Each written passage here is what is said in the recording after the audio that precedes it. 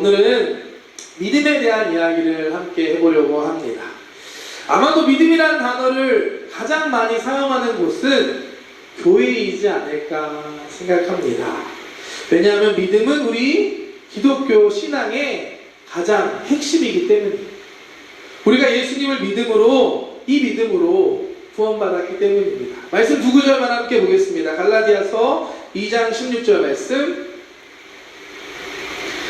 사람이 의롭게 되는 것은 율법의 행위로 말미암음이 아니요 오직 예수 그리스도를 믿음으로 말미암은 줄 알므로 우리도 그리스도 예수를 믿나니 이는 우리가 율법의 행위로서가 아니고 그리스도를 믿음으로써 의롭다함을 얻으려 함이라. 율법의 행위로서는 의롭다함을 얻을 일체가 없느니라. 사도행전 16장 31절 이어서 이르되 주 예수를 믿으라 그리하면 너와 네 집이 구원을 받으리라 하고, 우린 믿음으로 구원받았습니다. 아멘. 어떤 믿음이죠? 예수님을 믿는 믿음입니다. 하나님의 아들이신 예수님께서 저와 여러분들을 위해 이 땅에 오셨습니다. 아멘. 이 땅에 오셔서 우리를 위해서 십자가에서 대신 죽어주셨습니다. 아멘. 점점 작아지고 있어요. 죽으신 예수님께서 3일 만에 사망 권세를 이기시고 부활하셨습니다. 아멘. 믿으십니까? 이게 바로 우리의 믿음이고, 우리는 이 믿음으로 구원을 받았습니다. 그런데 우리가 믿는 이 믿음, 여러분 보신 적 있으신가요? 정말 내가 믿고 있는지, 내 믿음이 있는지 없는지 어떻게 우리는 알 수 있을까요? 여러분들의 믿음 아멘 크게 하셨는데 지금 보여줄 수 있는 분 계세요? 뭔 소리 하는 거야 목사님? 믿음을 어떻게 보여줘? 맞죠? 믿음은 볼 수 없습니다. 왜냐하면 보이지 않는 거기 때문에 그래요. 믿음이란 형체가 없는 형이상학적인 개념이라고 합니다. 믿음, 소망, 사랑 이런 것들은 실제로 존재하지만 우리의 눈으로는 보지 못하는 겁니다. 그런데 이 믿음을 볼 수 있는 방법이 하나 있습니다. 보입니다. 느껴집니다. 어떻게 가능하냐면 그것은 그 믿음을 갖고 있는 사람의 행동을 통해서 우리는 알 수 있습니다. 믿음이 있는 사람과 없는 사람은 그 행동에서 차이가 날 수밖에 없어요. 물론 가만히 있으면 모르죠. 평상시에 잘 안 드러날 수 있습니다. 하지만 정말 결정적인 순간이 다가오면 이 사람이 믿음의 사람이구나, 이 사람이 믿음이 정말 좋은 사람이구나 라는 것들을 우리는 알 수 있습니다. 한 가지 유명한 예가 있는데요. 어느 시골 마을에 비가 안 오기 시작했습니다. 일주일, 2주일, 한 달 이렇게 지나가는데 계속해서 비가 내리지 않자 상황이 점점 심각해져 갑니다. 이러다가 정말 한해 농사를 다 망칠 수밖에 없는 상황이 오게 됩니다. 다행히도 그 마을 사람들은 다 믿음이 좋은 사람들이었다고 해요. 그래서 마을에 있는 교회에 다 같이 모여서 기도하기로 합니다. 성경에 보면 엘리야 선지자 시대에 3년 동안 비가 안 내렸는데 엘리야 선지자가 열심히 기도했을 때 비가 내리는 기적이 있었습니다. 그 말씀을 붙잡고 우리도 간절히 기도해 봅시다. 여러분 모여서 기도하기 시작합니다. 놀라운 일이 일어나기 시작해요. 사람들이 모여서 기도하자 하늘에 구름이 몰려오기 시작하고 점점 어두워져 갑니다. 그 모습을 보고 사람들은 더 신이 나서 더 뜨겁게 더 열심히 기도를 계속합니다. 기도회가 진행되면서 한 방울, 두 방울, 빗방울이 떨어지기 시작하고 마침내 기도회가 끝날 때가 되자 하늘에서 장대비와 같은 억수로 많은 비가 내리기 시작합니다. 마을 사람들은 모두 놀랍게 여기면서 우리의 기도에 응답해 주신 하나님께 감사하고 찬양하고 기뻐하기 시작했습니다. 그런데 동시에 그 사람들 사이에 한 가지 걱정이 시작됐습니다. 그거는 사람들이 우산이 없었던 거예요. 이 폭우 속에 집까지 돌아가려면 우산이 필요했는데 우산을 가지고 오지 않았던 거였습니다. 그때 한 아이가 자기가 준비해온 작은 우산을 펴서 밖으로 걸어 나갑니다. 마을 사람들은 그 아이의 모습을 보고 우리의 믿음이 부족했구나라는 것들을 깨닫게 됩니다. 이 이야기가 우리에게 말하는 것이 뭘까요? 믿음이 있지만, 믿음이 있는 것 같아 보이지만 다르다는 걸 우리가 보여줍니다. 오늘 이 말씀에 정말로 하나님께서 기도에 응답해 주시고 비를 내려주실 거라고 믿었던 사람은 아마도 그 우산을 준비한 한 아이였을 겁니다. 이처럼 믿음이 다 있는 것 같아 보이는데 똑같지 않습니다. 정말로 결정적인 순간이 되면 믿음은 조금씩 차이가 납니다.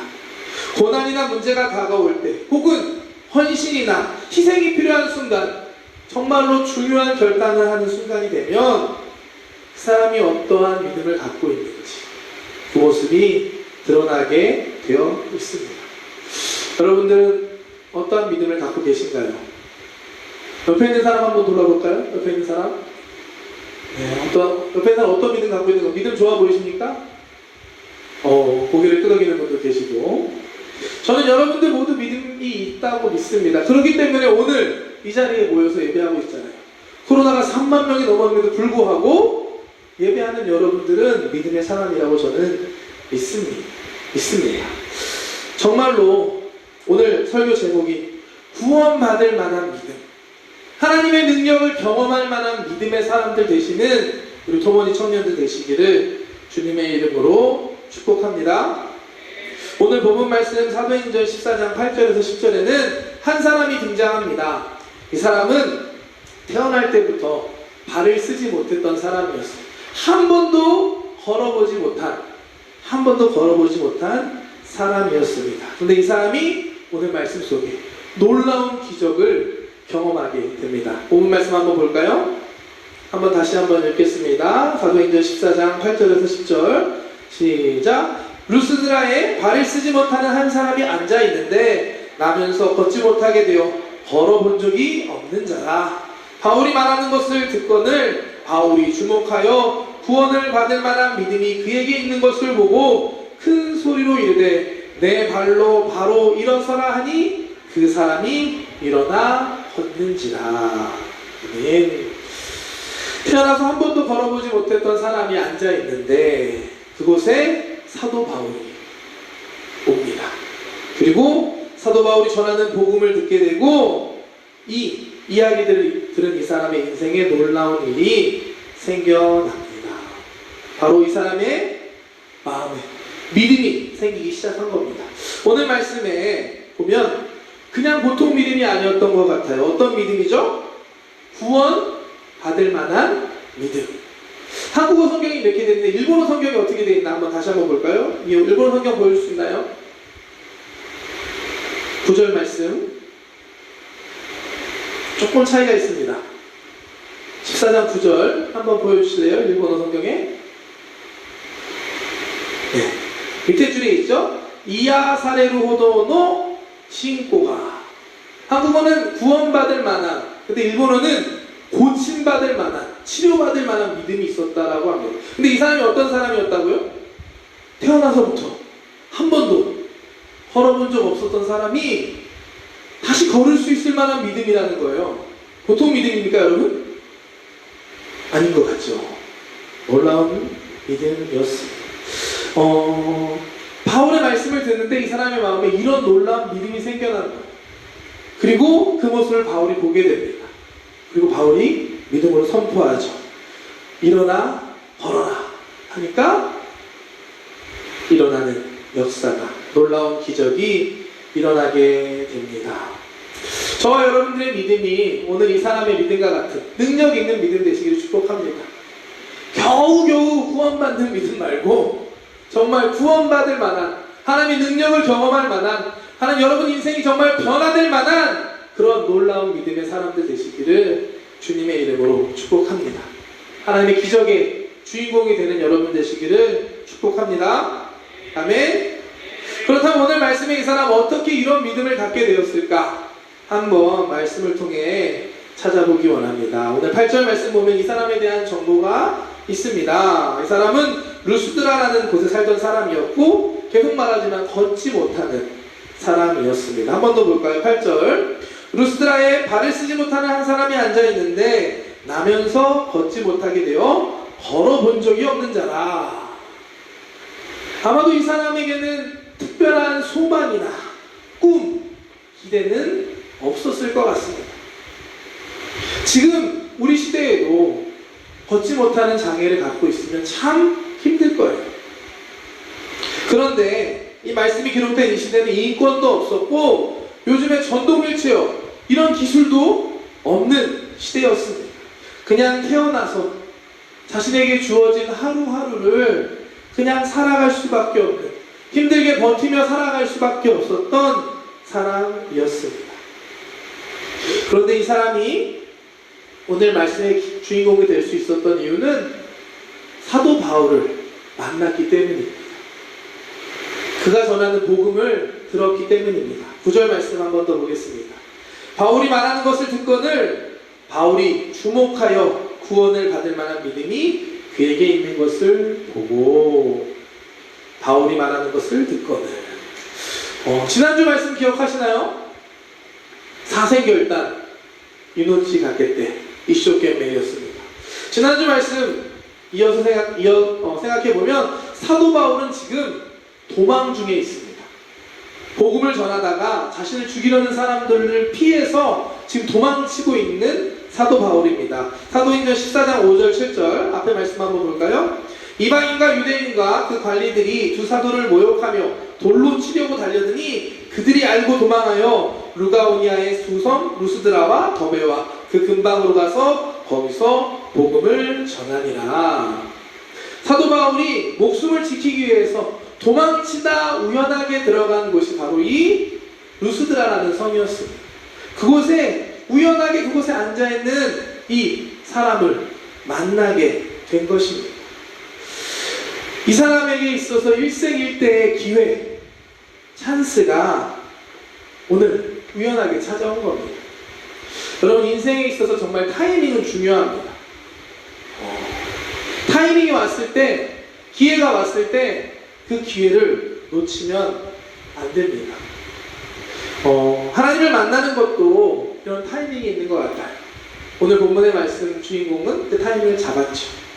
그 타이밍을 놓치지 않는 저와 여러분들 되시기를 축복합니다.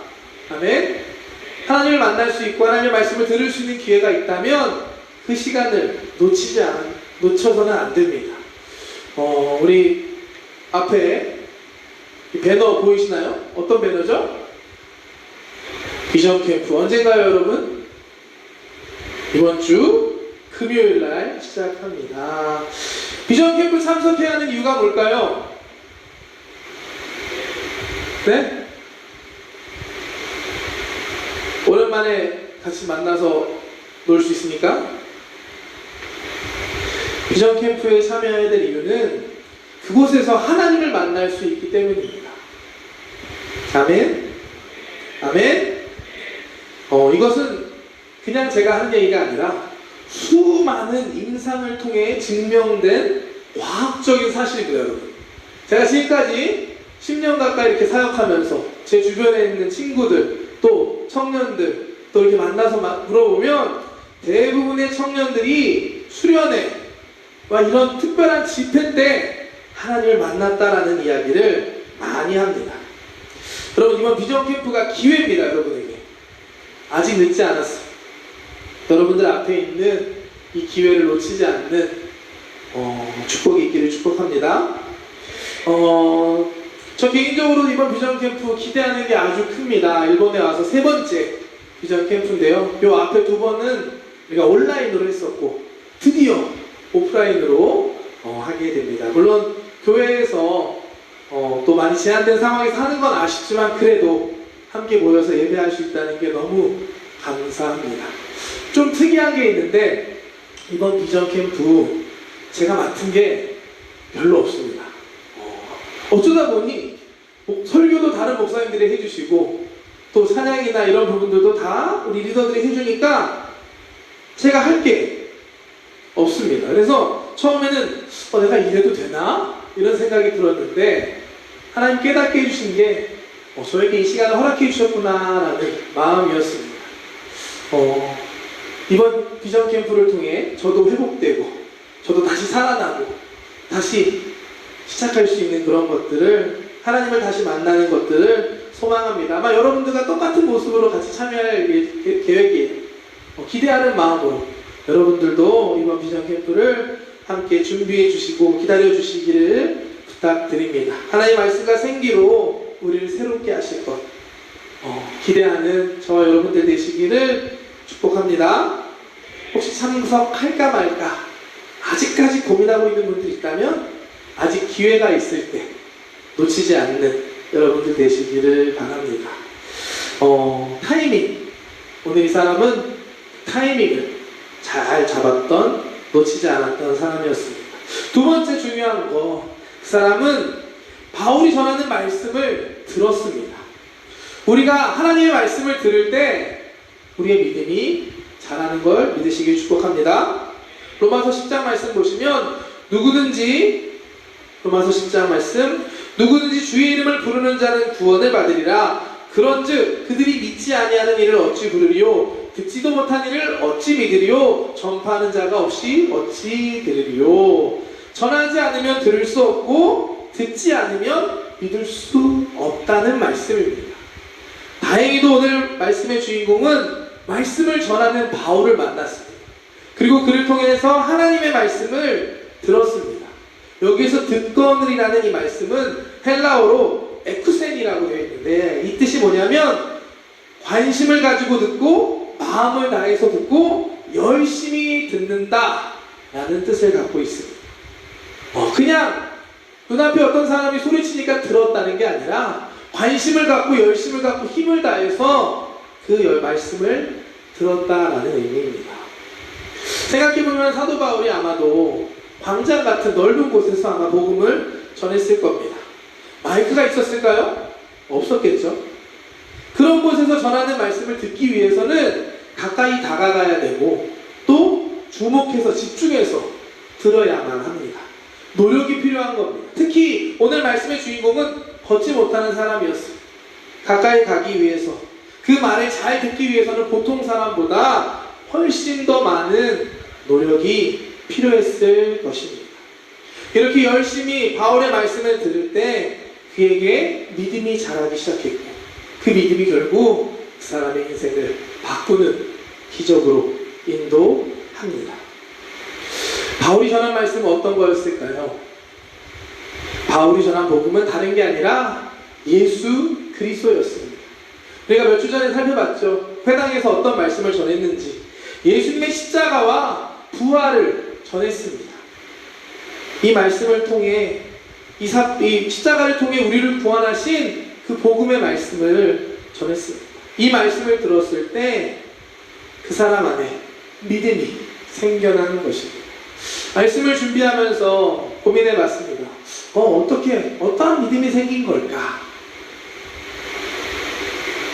어떻게 했으면 이 사람의 마음에 한 번도 걸어보지 못했던 그 사람이 내가 치료받을 만한, 내가 구원받을 만한 그러한 믿음이 생길 수 있었을까? 예수님의 십자가와 부활의 말씀 통해 이 사람은 하나님의 사랑과 하나님의 능력을 깨닫게 된 것입니다. 십자가와 부활에는 하나님의 사랑이 들어있고 또 하나님의 전능하신 능력이 있습니다. 아멘. 우리가 그 사실을 깨닫게 되면 우리 안에 믿음이 생기게 됩니다. 하나님이 대신 나를 위해 대신 죽으실 만큼 나를 사랑하신대. 그 사실 정말 믿어지고 죽었던 예수님을 다시 살리신 그 전능하신 하나님의 능력이 믿어질 때, 깨달아질 때, 그렇다면 하나님이 그렇게 날 사랑하시고 그 하나님이 그런 능력의 하나님이라면 지금 내 눈앞에 있는 문제, 걷지 못하는 것쯤은 고칠 수 있을 거야. 이와 같은 믿음이 하나님의 말씀을 들을 때 그 사람 마음에 생겨나기 시작했습니다. 오늘 예배하는 저와 여러분들의 마음에도 이 믿음이 회복되기를 주님의 이름으로 축복합니다. 하나님 여러분 사랑하십니다. 증거가 바로 예수님의 십자가고요. 하나님 전능하신 분입니다. 예수님 다시 부활하셨습니다. 능치 못할 것이 없습니다. 그 하나님을 믿음으로 기대하는 저와 여러분들 되시기를 주님의 이름으로 축복합니다. 이와 같은 모습을 바울이 보고 주목합니다. 제가 이렇게 설교하면서 보면 생각보다 여러분들의 모습이 잘 보입니다. 눈을 감고 묵상하시는 분들도 보이고요. 네. 사도 바울이 말씀을 전할 때 이 사람의 눈에 들어온 겁니다. 그리고 어떠한 모습인지는 정확하게 모르지만 그 안에 있는 믿음을 사도 바울은 보았습니다.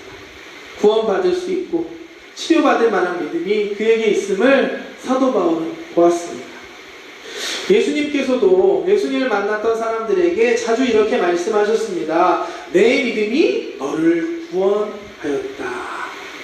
그런데 이 믿음 다 다른 모습이었습니다. 어떤 사람에게는 예수님을 찾아온 그 자체가 믿음이라고 하셨고, 어떤 이에게는 예수님 옷에 손을 댄 그 행동을 가지고 믿음이라고 하셨고, 어떤 사람은 그 사람의 고백하는 것, 그럼에도 불구하고 고백하는 그 고백을 예수님께서 믿음이라고 보셨습니다. 각자 다른 상황에서 각자 다른 방법이었지만 예수님께서는 그 사람들 안에 있는 믿음을 보셨습니다. 그리고 그들을 고쳐주시고 구원해주시고 새롭게 해주셨습니다.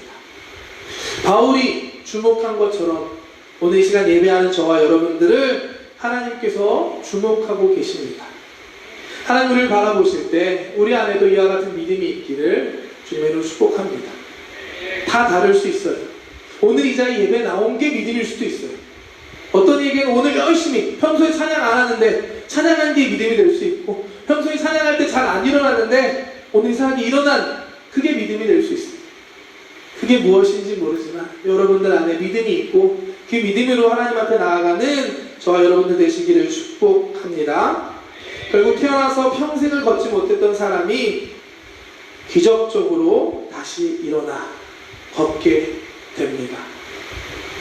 지금도 하나님은 동일하게 역사하신다고 저는 믿습니다. 우리 청년부 예배 가운데 이와 같은 기적이 있기를 소망합니다. 정말로 마음의 힘을 잃고 아무것도 못하는 사람이 예배 가운데 하나님을 만나고 다시 소망을 얻고 꿈을 얻고 일어나는 역사가 있기를 소망합니다. 이번 비전 캠프가 정말 우리 주제처럼 다시 살아나는, 하나님으로 다시 살아나는 그와 같은 기적의 비전 캠프가 되기를 소망합니다. 오늘 말씀의 주인공은 태어나서 한 번도 걷지 못했던 사람이었습니다.